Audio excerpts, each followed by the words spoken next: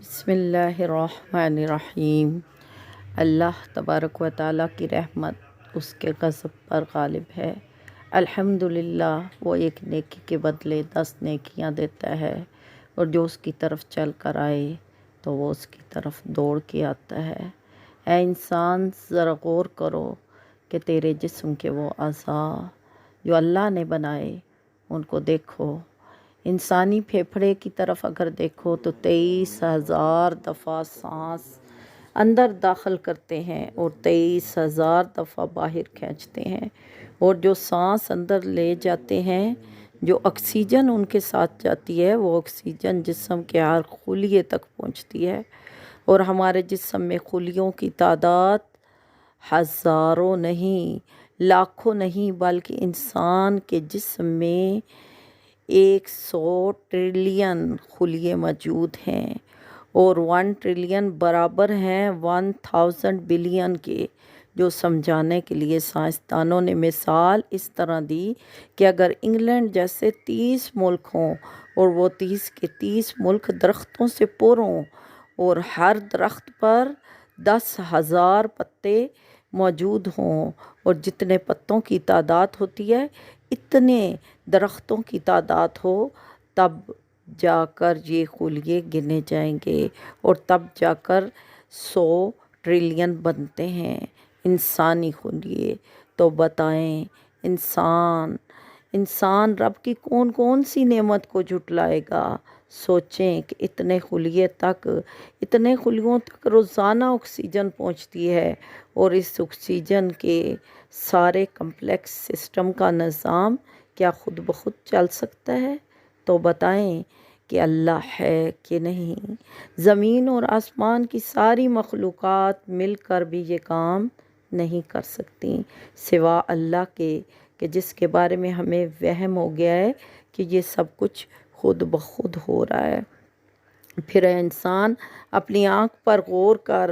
ہماری آنکھیں روزانہ 12,000 دفعہ چپکتی ہیں، اور ذرا سوچو اگر 12,000 دفعہ اپنے ہاتھ کے اوپر رگڑا جائے تو رگڑاؤ سے ہماری کھال اکھڑ جائے۔ حالانکہ ہاتھ سے زیادہ نازک چیز ہماری آنکھ ہے، لیکن اس آنکھ کے دوران ایسا لیکوڈ ہے جو آنکھ کو زخمی نہیں ہونے دیتا، اور اگر وہ مادہ تھوڑا سا آنکھ میں زیادہ ہو جائے تو آنسو بہنے لگتے ہیں، اور اگر تھوڑا سا کم ہو جائے تو آنکھیں زخمی ہو جاتی ہیں۔ جیسے ہمارے ہر وقت اندر منہ میں تھوک موجود ہوتی ہے، اور اگر تھوڑی تھوک کا مادہ زیادہ ہو جائے تو رال ٹپکنے لگتی ہے، اور اگر یہ تھوک کم ہو جائے تو ہمارا گلا خشک ہونے لگتا ہے۔ بولو، کیا یہ سب خود خدا نہیں کر رہا؟ پھر ہم روزانہ 12,000 دفعہ آنکھ چپکتے ہیں، اور آنکھ نہ چپکنے سے ہم تھک نہیں جاتے، لیکن بلا ارادہ یہ سارا کام اپنی تعداد کے مطابق پورا دن ہوتا ہے۔ کون ہے جو اس آنکھ کے چپکنے کو کنٹرول کر رہا ہے، اور کون ہے جو اسے زیادہ چپکنے سے روک رہا ہے؟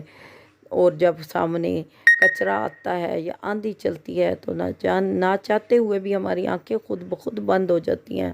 پھر دیکھو ان کے اوپر پلکوں کے بال، پھر ناخن دیکھو جو گوشت میں سے نکل رہے ہیں۔ کون سا میٹیریل ہے جو گوشت میں ہڈی کو بڑھا رہا ہے اور ناخن کاٹنے سے پھر اگ رہا ہے؟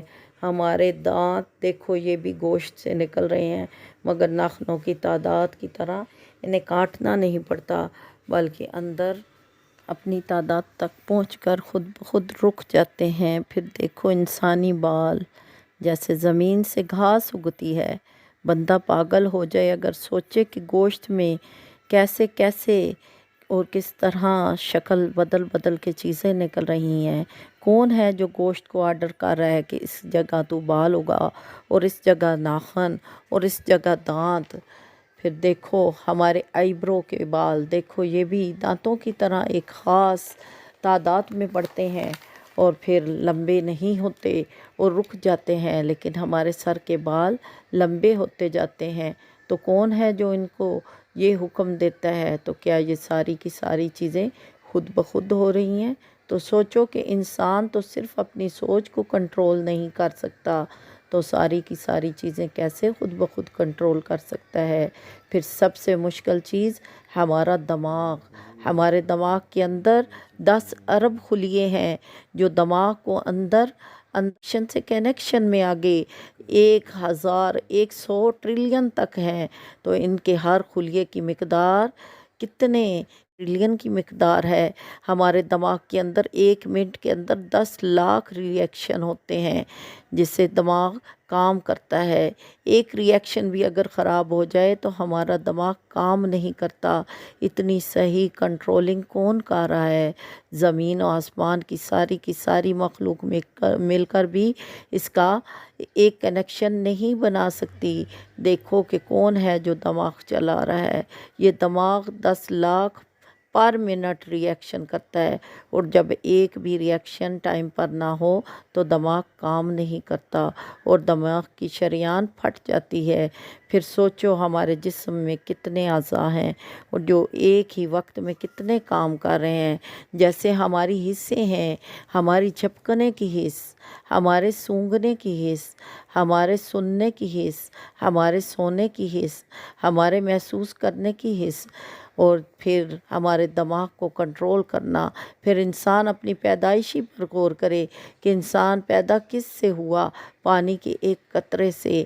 منی کے قطرے کے اندر 1,20,00,000 سپیمز پائے جاتے ہیں، اور ہر سپیمز میں اتنی طاقت موجود ہوتی ہے کہ 1,20,00,000 انسان اس میں سے پیدا ہو سکتے ہیں، اور ان 1,20,00,000 سپیم میں سے صرف ایک سپیم ماں کے رحم کے اندر داخل ہوتا ہے جس سے کہ بچہ پیدا ہوتا ہے۔ تو کیا اس ایک سپیم کو کون راستہ دیتا ہے کہ وہ بچہ بنائے؟ اللہ نے فرمایا خُلِقُوا مِن مَاءٍ دَافِقٍ، اے انسان تو اچھلنے والے پانی سے پیدا ہوا ہے۔ اِنَّهُ عَلَىٰ رَجْعِهِ لَقَادِرٌ، بے شک اللہ تمہیں پیدا کرنے پر قادر ہے۔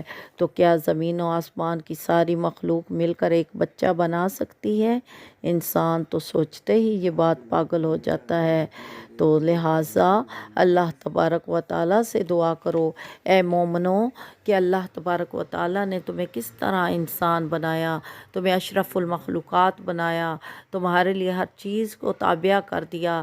اے انسان، رب کی ہر نعمت کے اوپر شکر کر۔ قرآن فرماتا ہے فَبِأَيِّ آلَاءِ رَبِّكُمَا تُكَذِّبَانِ، اے انسان تو اللہ تبارک و تعالیٰ کی کون سی نعمت کو جھٹلائے گا۔